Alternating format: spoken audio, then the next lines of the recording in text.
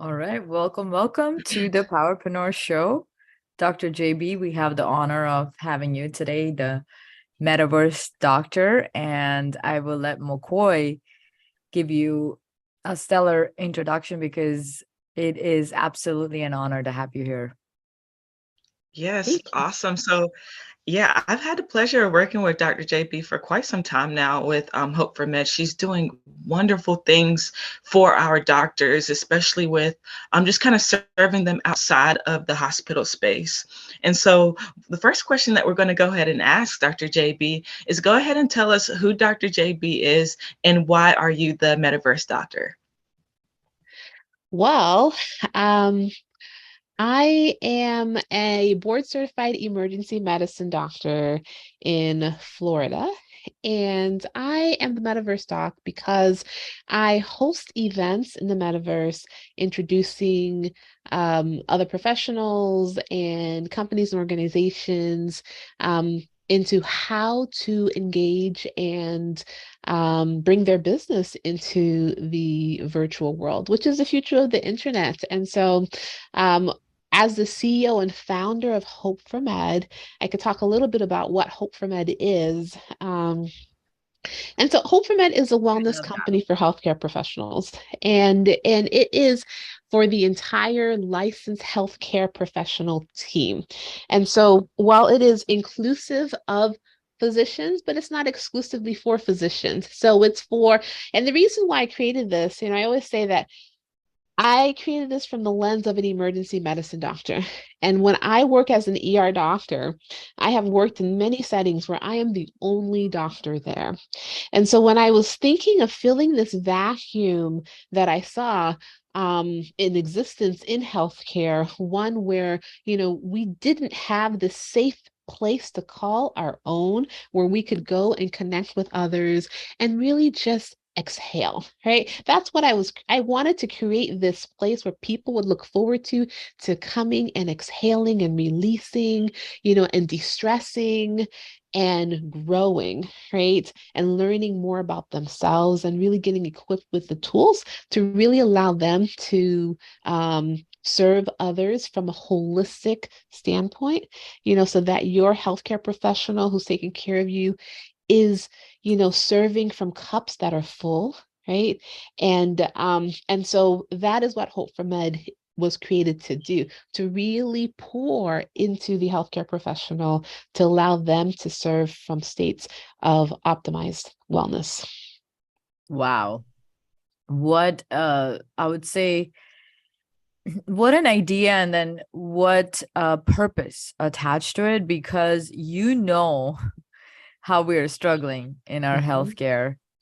And I love that Hope for Med is for healthcare professionals, not just physicians, because we all are struggling in our own way. Because depending on what is your role in the healthcare, we have our own challenges, our own stories, our own things. So I applaud you for that. And what a blessing to have someone like you on just planet Earth who has a mission to unify things on the level that will really, I would say, this is the future you're creating. You're leaving a legacy behind for all the work that you're going to do. It is going to bring about some of the biggest drastic changes out there.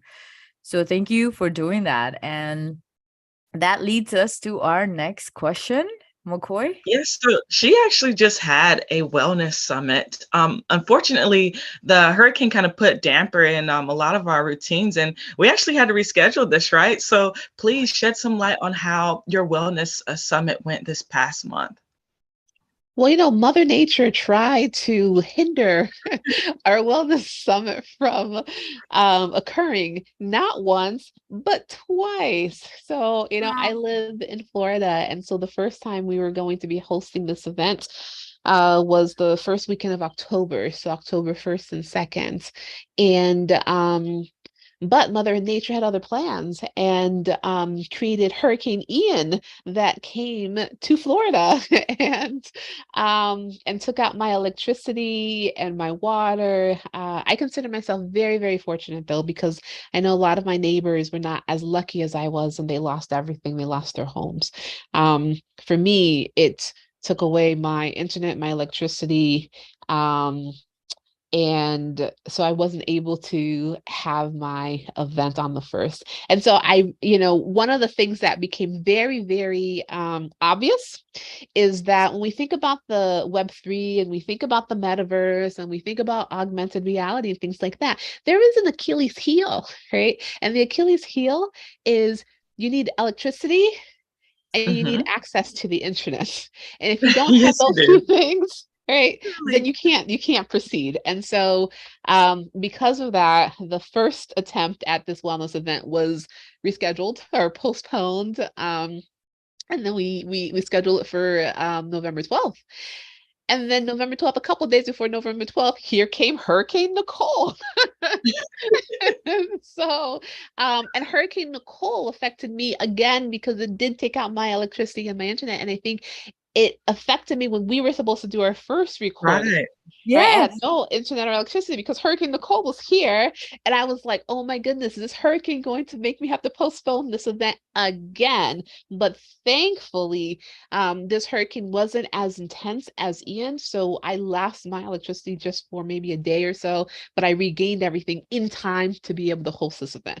So, lots of obstacles leading up to this November 12th event, but it happened on November 12th, and it was absolutely amazing. Um, it really was wonderful. We talk about, being an entrepreneur, right? When you're an entrepreneur, you Mhm. have an idea. It always starts with an idea in your head, and you ask yourself, how can I make this a reality?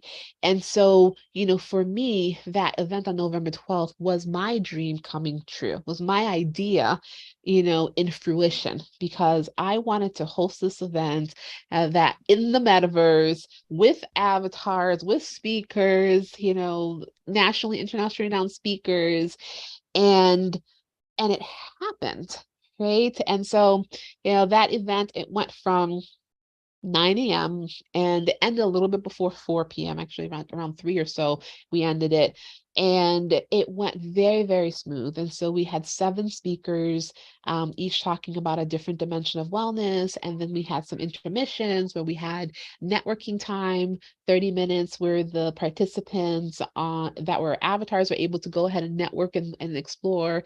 And then those who participated in Zoom, because it was a virtual hybrid event, so we had people on Zoom and people in the metaverse, and then on Zoom, I got on and I talked to them and kind of gave them a tour of the metaverse during that time period. And then we had a scavenger hunt, and ended it with the day with a Q&A session with the speakers, and it was great. And there are people from all over the world, Uganda, Spain, throughout the U.S., all in attendance in this virtual setting. Wow. That is phenomenal. So, Mokoi, did you get a chance to be a part of that too? So actually, I was supposed to help her navigate the very first one, and then the second one was during my son's birthday. So I couldn't make it then. So right, Mother Nature, Yeah. right? But so yeah, I wasn't able to make it, unfortunately. But I've just kind of been paying attention to the things she's been posting about the event, and it definitely seems like it was such a great turnout. And so, talk about reinventing yourself, right? Sometimes life throws those curveballs at us, and it's up to us whether we want to run away from them or catch them and throw it back out to the next base to essentially win the game, right? Yeah. So I certainly commend you, Dr. JB, for your efforts and what you're doing for our healthcare professionals. Sometimes we are not looked at, and we're not appreciated, and we're not supported. And these efforts that you're making are certainly not only leaving a legacy for you and your family, but for others as well. So certainly thank you to all of your efforts with that. Absolutely. So, I have this life-changing question, Dr. JB, that I really want to ask you. What was that moment for you to go from an emergency doctor to an entrepreneur launching Hope for Med? Like, what was that calling and that moment? Like, do you recall when you were like, there is something that I'm going to do about this, and I'm going to create something? Like, there's always these epiphanies that we go through, and it could have been one of those. I would love to hear what was it that, because that is the turning point in so many people's lives, right? And if we can really focus on that why, our our whole launch becomes so much more powerful, because we are just so dedicated. So, it's interesting. It wasn't like a one aha moment. I think it was a series of smaller moments that kind of led up to it. And, one thing that I, definitely like to stress is I'm still working as an ER doctor. And so I'm still, working full-time hours and growing this on the side. There's been some changes that have happened recently, but for the last several years, that's what I've been doing. And so I think the very beginning of it kind of happened during one of the volunteer opportunities I did at one of the hospitals I was working at, where it was asking the physicians to come in and serve breakfast to the staff. And so that was definitely, because usually when you're at these hospitals, you have like two events, right? Or maybe one. I know there's the Christmas party, right? And I don't know what the second Thanksgiving event is. So maybe party, it's Christmas party. yeah, it's the Christmas Cliche. party, So there's a one big event where you get dressed up and you get to socialize with people, not in the hospital taking care of patients, but just hey, wow, look at you, you're looking Get to know good. You each know what I mean? other. Yeah. So, so during this volunteering event, it was a Thanksgiving. It was right before Thanksgiving. I remember I showed up and I was serving breakfast next to a radiologist and a nephrologist. And, and honestly, the story truthfully changes every time I say it because I don't remember what we were serving, but we were serving breakfast. So this time I'm gonna say the story. The radiologist to my right was probably giving pancakes. I was doing syrup, and then the nephrologist to my right was doing pancakes. I was doing syrup, and then the radiologist was doing eggs or something like that, right?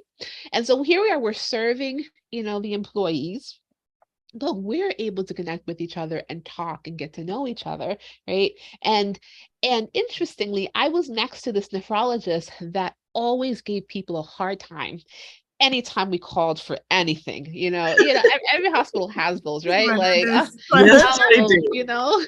who's on call today for this? Oh my gosh, that conversation's gonna not Yeah. go as well as you ideally would want it to. You roll your eyes, whatever. So Right. that was the person I was next to, right? But me and this nephrologist were just able to just get to know each other, right? And that completely changed the dynamic of our relationship. So that from that day forward, right, I would see this person in the parking lot. We would just talk and laugh. I would call. And even if this person gave me pushback, because it didn't necessarily stop, but my reaction to it was much different, right? And her Yes. reaction to me was much different. And so, I was like, I know you're not excited about this consult, but here it is. You know what I mean?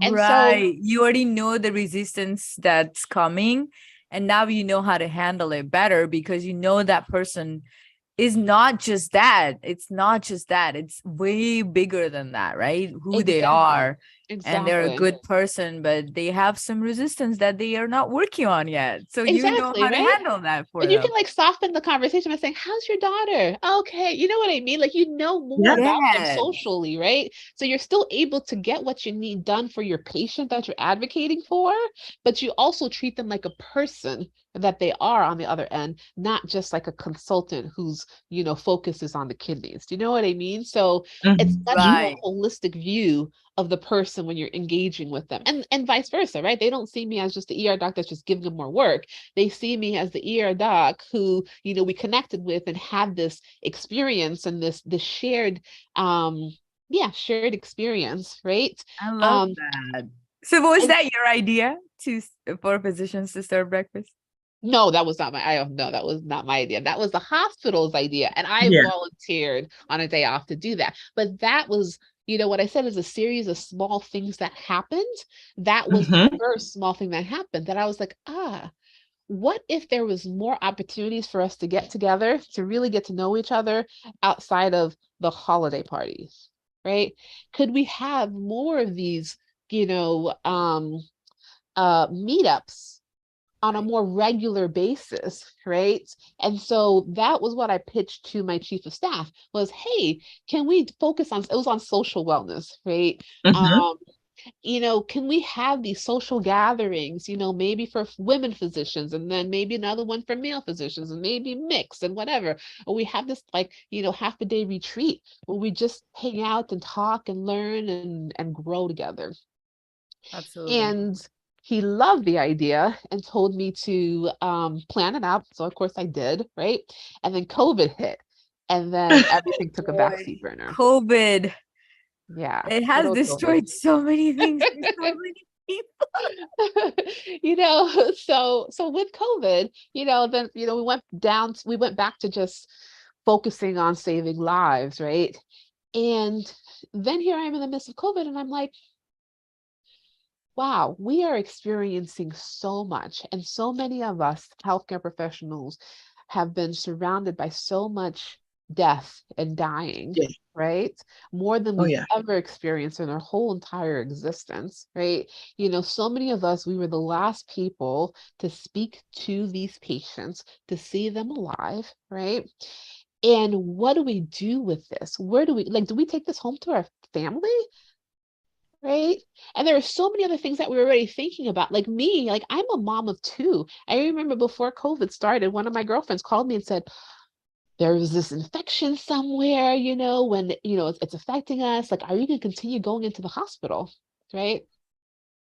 That's I'm an your emergency duty. doctor, right? Yeah, I am That's an what ER you signed doctor. up for. We took an oath. We You all took took an an oath. oath. That's what I signed up for, right? So I couldn't say, oh, not me, right? Like, as the ER doctor, we are in the front lines, right? Yeah, And I know the ER drill. I've done the rotation. And you know what I said, Dr. JB? I don't know how you do it, but I stepped back and I was like, I cannot continue doing this because it's draining, it's exhausting, it's depressing. And if you are an empath, you take home so much. So I applaud you for the work you do. I don't know how you do it, but you should be given like a medal Yeah. of some unique type for doing this. I mean, it is challenging, and and it is not for everyone, right? It's But not, Mhm. definitely y- not. but one of the things that I say is that medicine is not for everyone, right? And Right. so That I think that is a very strong statement, which is so true. it's true. It's fact. It's a fact. It's not for everyone, right? A lot of people come into, college saying, I'm pre-med, I want to be a doctor or whatever, right? Like half of my undergrad was pre-med. And by the end, Yeah. I don't know how many were left standing, right? Like probably single digits percentages, I right? get it. Right. So, Like but, 8%. right? Like, but my question is, or my question, but like the aim of Hope for Med is once you jump through those hoops, right? And you are one of the last ones standing, how do we keep you at the bedside, right? Because you Retention. retention, how do we support you, right? Because we know it's not made for everyone, right? And if you don't like blood, you should not go into the emergency room. You shouldn't go into the operating room. You shouldn't, you know what I mean? Like, so, but if we find those people that can actually not faint at the sight of blood, and be able to keep their composure and, and have, good bedside manner and whatnot, those people are leaving the field of medicine, right? They are burning out and they're saying, see you later, right? Yeah, the great resignation in healthcare was pretty significant. Over 100, I think it's like 130 or 140,000 healthcare professionals left the field in the last year or two. That's Well, if you do huge. 2 years, it's actually bigger. And we include nurses, pharmacists, Yeah, physicians, then it's actually, I was looking at it and it was like a million. a million. A million. Wow, I healthcare haven't heard that professionals in number. general. A Wow. million. That's why, because I've been researching a lot, like me and McCoy, we've been full-time entrepreneurs. So for us, all this data, it really matters. Yeah. So that's even bigger. I was like 140,000 is huge, right? A million is even That more. was like And this a small part of it is at some point that happened all together. Yes. And then you combine the last 3 years data, it's over a million that yeah. quick. And before COVID, we were already projecting to be at a shortage of healthcare professionals, right? Now, Just Yes, a and we know baseline. because, pharmacists in some states, we have some level of provider status, but we don't have it across the nation. And we're not practicing at the top of our license, in which case kind of hurts not only us, but it hurts the patients, especially with physicians being burnt out. And then the great resignation and COVID and all that stuff hit as well, making it a worse situation. But yeah, it's just crazy how you don't understand from the outside in. It's just once you're in this world of healthcare that you start to see some of these things that we're dealing with and we're being faced with on a daily basis. Mhm, mhm.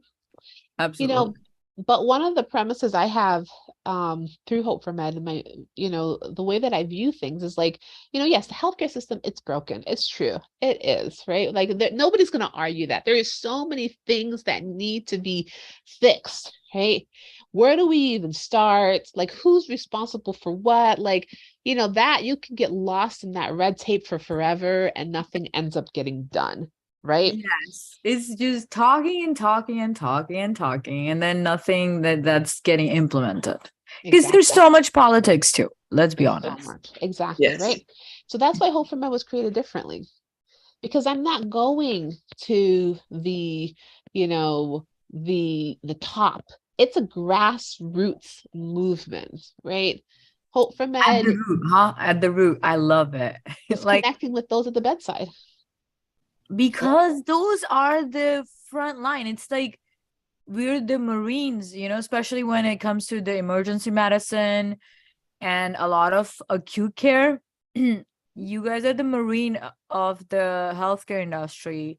Then there is the Navy. Like, it's like if you think about replicating the whole army system and the defense system in the healthcare, then we all have our own roles that we're playing Mhm. and the importance that we bring into it, right?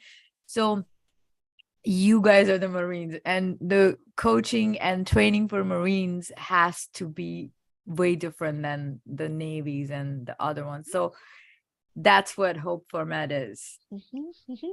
And in addition to that, though, the other premise Hope for Med, has is I use an analogy to the lotus flower. Are you guys familiar with the lotus flower? Yes. Yes, Right? And so, it with the grows. lotus flower, what it grows where? It grows in the middle of all the gunk out there. Not only does it grow, It but it flourishes, glows, glows. Yes, I, right? I, I visualize that when I meditate. Right? that's so I true. Exactly. visualize sitting in the middle of a lotus flower in my heart space, just kind of to start my day and end my days and stuff like that. But yes, I love the symbolism in a lotus flower. You are the lotus flower, right? And and knowing that you are the lotus flower, and guess what? The lotus flower, it at nighttime, what happens? It closes up and goes right underneath that muddy surrounding, right? And every day it blooms beautiful, right? Yeah. And so, because of that, right, what I envision for healthcare professionals is that they can glow and bloom and shine just as bright as a lotus flower, even in the midst of this dysfunctional system that they're working in. You know That's why? so beautiful. Because like you guys are the front line, and if every single person understands that they are the lotus flower and creates this one consciousness around it and co-create, then nobody can stop. Like, you become unstoppable. Mhm. Exactly. to the change that we want to bring. Exactly. And will transform the healthcare system from inside out. I love it. I love it. So I love it what too. is what is the future for Hope for Med? What are the goals and how can we support you? So Hope for Med aims to be the supportive arm of the healthcare system throughout the US and the entire world.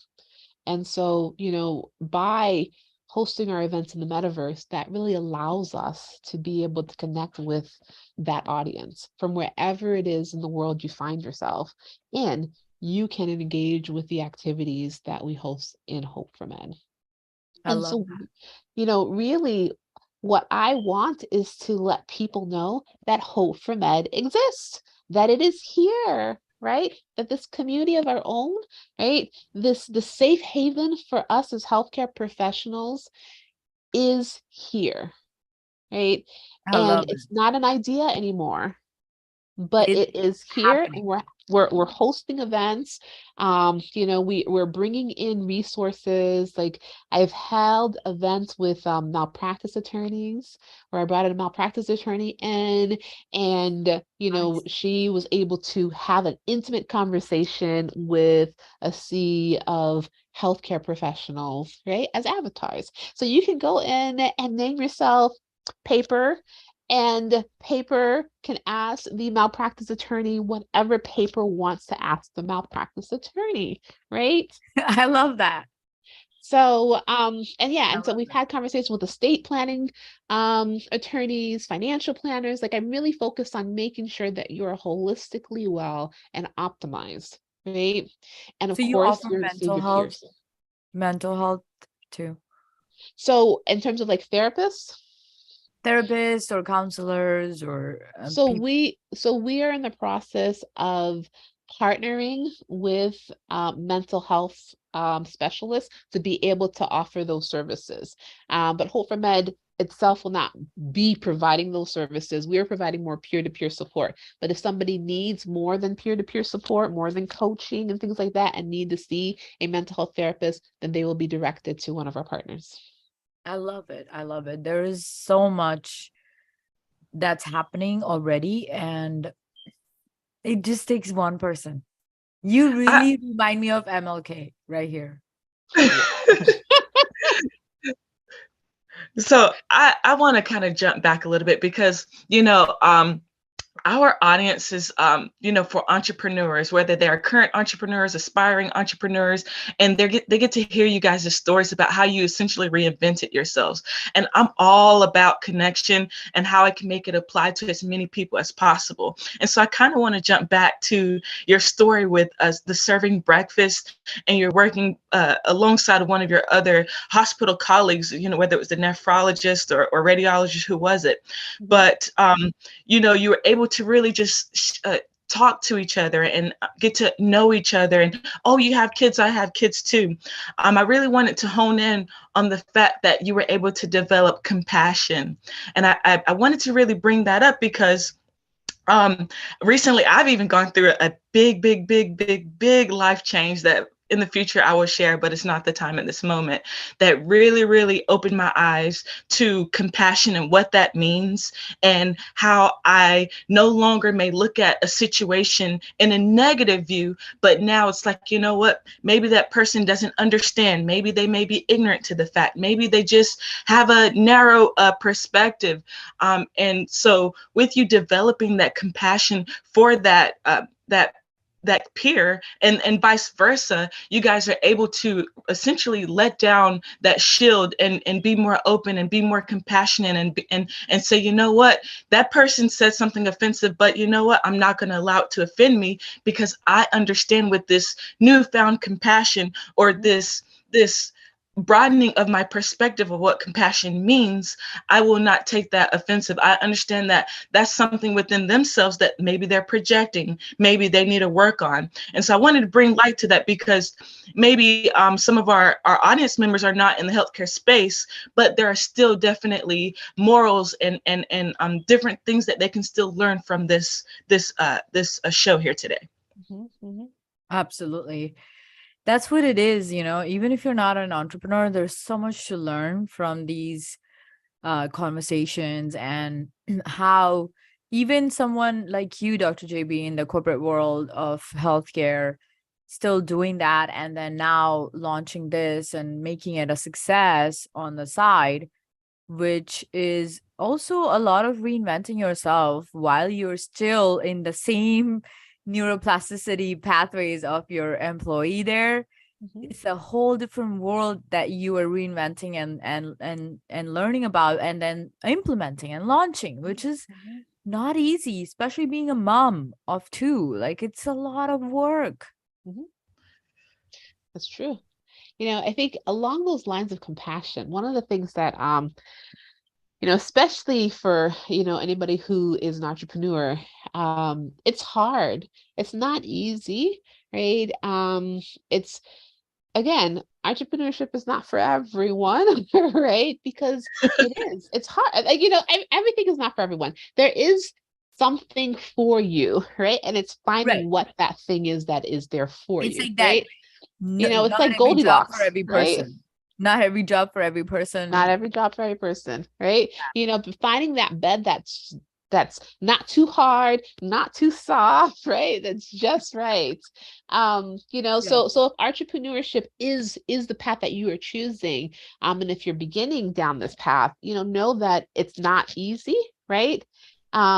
But just because something's not easy doesn't mean that it's not something that you shouldn't do. Does that make sense? Like some people feel Yes. like, oh, because I encounter resistance, then this is the wrong path for me.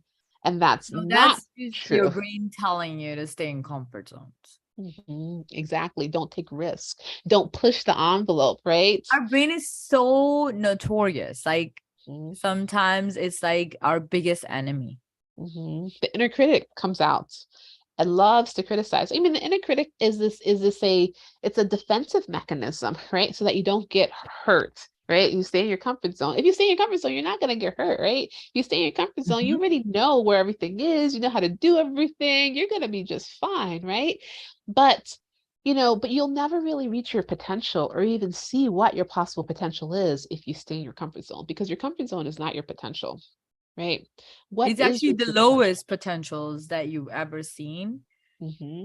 right? And the highest potentials come out of the most highest level of adversities you go through, basically. Exactly. Exactly. Because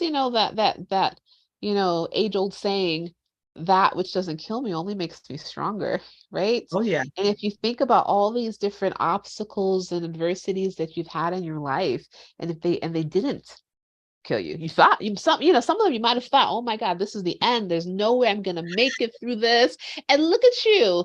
You're on the other side, right? And you probably could have never fathomed that I'd ever make it to the other side, but you made it to the other side, right?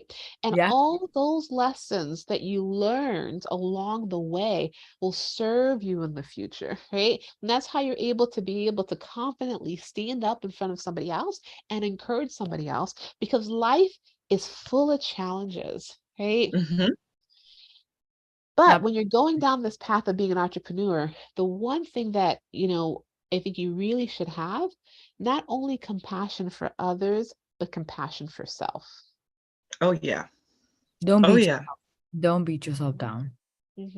Because so often as an entrepreneur, you're like, oh, I should be, making money already, right? Like, I should be a millionaire or whatever your goal is, right? That should have happened yesterday. And why didn't it happen yesterday? And then you start beating yourself up, or you compare yourself to somebody else and say, look at this person, they're so far down this path, and do not do that. Fight the urge, resist, and really just focus on you and taking that next step. One foot in front of the other is really what you just need to focus on, and then you'll get to your goal. Hmm. The domino effect will roll over, right? And sometimes even investment wise, some people are like, oh my God, I've already put in 10,000 in this and I haven't made a penny out of it. And I'm like, well, if you knew entrepreneurship is so hard and investing financially, time, resource, energy wise, you wouldn't Coaching. be making this comment right now. So that's why I feel like I would say, Dr. JB, would you say that a lot of people who are going on this route of entrepreneurship because they have this itch or this really awesome impact that they want to make, but then they have very poor understanding? It's like, okay, I want to buy a house and I'm going to custom make it myself now. So let me do the designing, let me do the plumbing, let me do the construction work. It doesn't work like that. Would you say that when you launched this, like you were looking at different things on how to get help from others who've done it successfully, or at least talk to them, looking like all that, or just kind of, what's your take there? You can't do it alone. You can't. And I think, there's two ways of learning. There's lived experiences, right? And then learning from others, right? And the quickest way to your goal is to learn from others, right? Because Exactly. other people have, made mistakes that maybe you don't have to step on that landmine because you know it's gonna Yeah. explode, right? Like, so how, like, what are the strategies that will get me? Like, what's the diagonal line, right? And you find out that diagonal line by looking for other people to serve as your mentors, to serve as your sponsors, right? Any expense that you spend on development, personal development is not wasted money, Hmm. right? That's an investment in you, investment in your future, investment in your company that will pay tenfold later on. Oh, yeah. I So love that. even when you quote unquote fail or fall short, you still don't start from the beginning. You start with those experiences, with those skills, and you're able to work your way up a lot faster. Mhm. And you learn the most from failure. So, they say Success doesn't teach you fall much, forward, huh? right? Success doesn't really teach you much. It Mm, doesn't. no, no. And the most amount of growth that you get is when you have some resistance, right? You think about that with working out, right? And exercising, right? You build Build muscles when that you have muscle. resistance, Right. right? And so, when we talk about this path is not easy, as hard as it is to, um, I don't want to say rejoice when you get resistance, but know that resistance is expected. Obstacles are expected, right? Um, and and just think about how much stronger you'll be once you get over that. Not if, right? When. Once, right? I love that. And you put it all together so beautifully because you know exactly how it must have been. So at this point, how um long it has been since the launch of Hope for Med? I just passed my 2-year anniversary. Yeah. Wow. And this So is not a nonprofit, right? This is a no, for-profit. it's a for-profit. It very well could have been a nonprofit. Everybody thinks it's a nonprofit, but I created it as a for-profit. But it's a social enterprise, really, right? When you think about social Yeah. enterprises, you think about, like, the public good. And if you just think about how many lives healthcare professionals touch in a day, right? And the ripple effects that that has. You think about the individual's family and the community and the world at large. There's not a soul, living or dead, who has not been affected by a healthcare professional, right? And there's a healthcare professional present for all of the seasons of life, right? When you're born, when you're healthy and you're trying to stay healthy, and when you transition from being healthy to being sick, and then we transition from being alive to dead. There is a healthcare professional present every step of the Every way. single step. So true. Think about that, right? Wow, I love this. So, where can everyone find Hope for Med, and what is it that you want to ask our audience for to support Hope for Med? Well, if your audience members are healthcare professionals, or if they know of any healthcare professionals, send them to Hope for Med, hopeformed.com.